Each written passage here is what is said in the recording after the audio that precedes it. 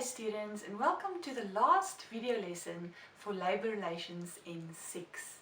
In this video we will complete Module 6 on communication procedures, processes and structures within the organisation.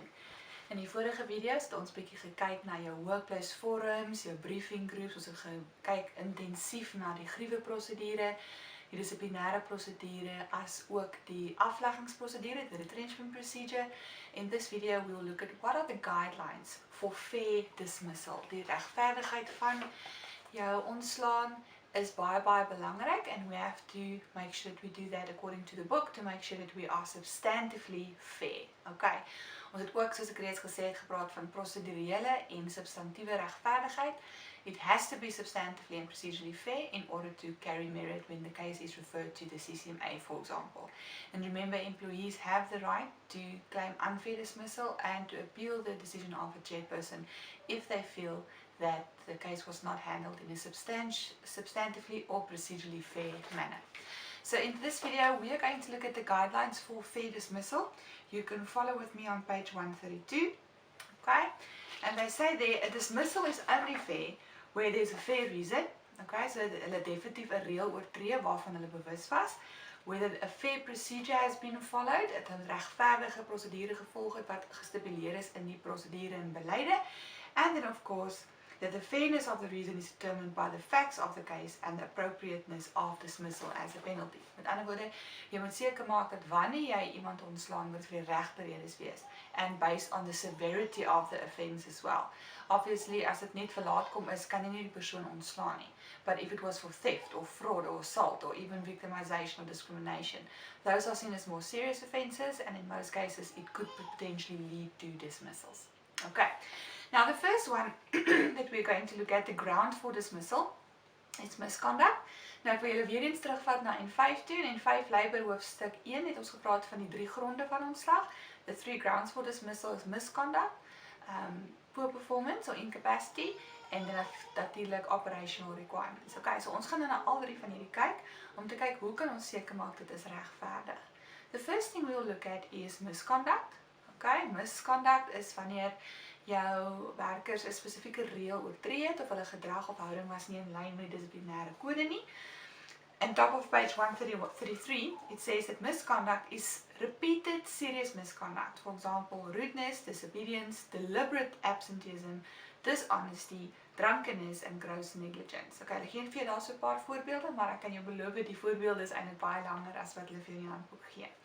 Hulle sê reeds daar, disciplinêre prosedure voor 'n ontslaan, moet jy seker maak daar is 'n disciplinêre ondersoek wat gedoen is, as we've already learned.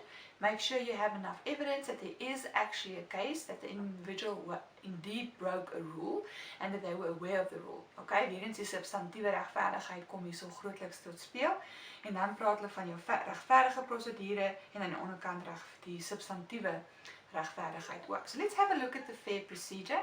The first one, it says that you need to ensure that there's an investigation on the grounds of dismissal. So doen 'n ondersoek. The employer must notify the employee of the allegations deur middel van 'n dissiplinêre kennisgewing, disciplinary notice. The form and language must be easily understandable. So wanneer jy vir iemand hierdie dissiplinêre kennisgewing gee, moet dit ordentlik gedoen word, moet dit eenvoudig gedoen word, and it must be easy to understand. The employee must also have the opportunity to state his or her case.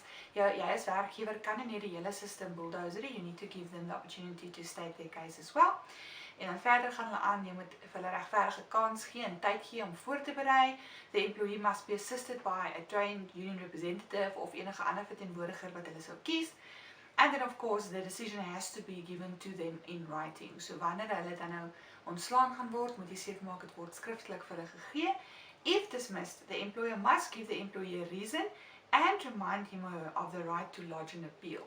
Onthou die appeleerproses, nee? So the employee must have the opportunity to appeal the procedure or the answer or the verdict by the chairperson. Wanneer ons gaan kyk na die riglyne vir ontslag as gevolg van misconduct, I give you a few. A person who is determining whether dismissal for misconduct is fair should consider the following. Number 1, if the employee contravened a rule or standard, okay, het hulle 'n spesifieke reël of standaard gebreek, was dit 'n regverdige en 'n geldige reël? Okay, very important. Was it valid? Was it reasonable? Was the employee aware of this rule? En ek het dit nou al 'n paar keer weer gesê oor die vorige paar video's. Maak seker jou werknemers is bewus van die reëls. If the application of the rule was consistent, weer eens, consistency is key. Jy kan nie die een persoon straf vir laat kom en die ander een laat verbykom nie. You have to make sure to treat everyone equally, and then of course whether dismissal was an appropriate action. Okay, so aan die onderkant van bladsy 133 herinner die handleefboek jou net weer eens oor die 3 gronde vir ontslag. If you look on page 134, they explain the 3 grounds of dismissal for you again. Ek het reeds daarna verwys, so julle kan daarna kyk. Aan die onderkant van bladsy 134 gee hulle nou vir julle die riglyne. What are the guidelines in the case of dismissal for misconduct? Misconduct is seen as one of the grounds of dismissal. There are however certain guidelines that must be followed before an employee can be dismissed. Okay, nou spesifieke riglyne, hulle gee dit vir die onderkant van bladsy 134 en dit is reeds gecover in die vorige bladsy, where they said that the employee can't reveal a rule, was it a valid and reasonable rule, etc. etc. So daai stukkie is reeds gecover. I want us to move over to page 135 at the top. They basically give you a figure there where they say there's misconduct at the top, and you'll see 2 rows. On the left hand side they talk about a severe offence, and on the right hand side at the top the box says severe, but I want you to scratch it out and just say minor, because a minor offence will go through the whole route of verbal warnings, written warnings, etc. etc. Waar in jou meer ernstige gevalle gaan daar nie noodwendig 'n dissiplinêre onderhoud wees met 'n warning 1, 2, 3, 4 nie. Dit gaan gewoonlik na ondersoek direk na dissiplinêre verhoor toe. Alright, so when it is a severe offence, like I've mentioned, you go the route of investigation and then you do the hearing.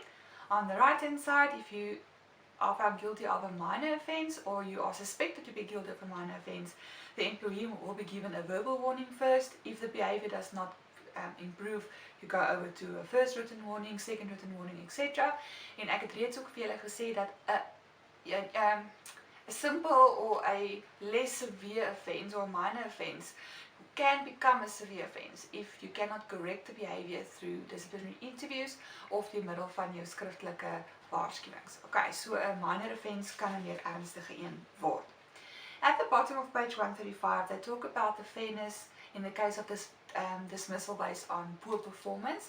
Nou as julle weer eens onthou van daardie grafiek van die gronde van ontslag, sê hulle wanneer hulle praat van poor performance, they talk about 2 specific elements: ill health or incapacity.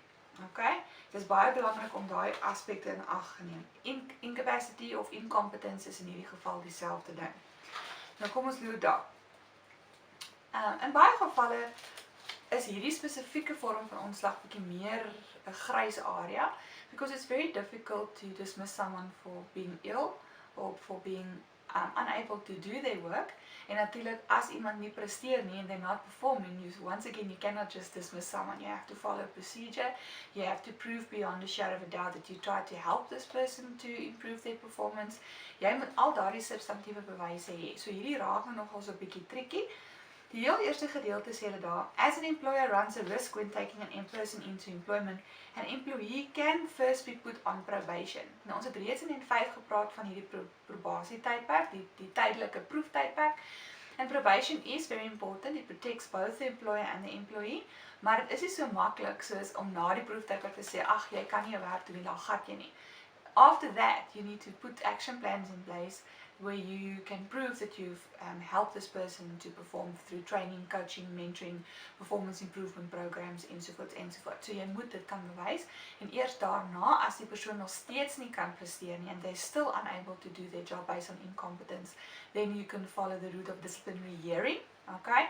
Want jou bewyse is reeds daar, the substantive evidence is there. Now you just go the route of a hearing and the person will then be dismissed. Hulle gee vir jou weer eens daar, was hulle bewus van die reël, het hulle die geleentheid gegee om daardie standaard te bereik, okay? Did you give them opportunity to improve? Did the employee get the opportunity to state his or her case? Baie keer is daar 'n rede hoekom 'n persoon nie hulle werk kan doen nie. Sometimes it's due to medical or mental illnesses or issues that they might have, which could influence their performance as well. En dan natuurlijk is dismissal the appropriate sanction. In baie gevalle as 'n persoon nie kan presteer in sy werk nie, instead of just dismissing them, why not consider a easier position or demoting them to a lower position where they are able to do their job. So there's also a particular process to follow when you want to dismiss someone for poor performance or incompetence. That's a nice word. So die eerste ding wat jy moet doen is om seker te maak dat jy vir hierdie persoon baie duidelik stel wat van hulle verwag word. So make sure they are clear as to what is expected of them, and also give them a coach or mentor or supervisor who can check up on them and help them throughout the first few months in the business. Thereafter, you must give them time and opportunity to improve their performance and just to settle into the job. Baie kere is dit maar 'n vreemde pos, vreemde omgewing, vreemde mense, vreemde prosedures. So it takes some time just to get settled, and then performance will increase. Then after that, if they're still not performing, you must give them written notice and explain to them, listen, you're not performing optimally. If you don't improve your performance over the next few months, we will have to follow the disciplinary hearing route. En natuurlijk is daar sekere gevolge wat daaraan gekoppel word, wat ook duidelik aan die werknemer gestel moet word. Gewoonlik ook aan die einde van die jaar is daar 'n prestasie-evaluering wat gedoen word. During the performance evaluation, the employee will then be deemed either competent or not yet competent based on the achievement of their objectives. En in hierdie geval gebeur een van twee dinge. In most cases, their performance has improved and they are doing well. In ander gevalle, as hulle steeds nie presteer nie, gebeur die volgende.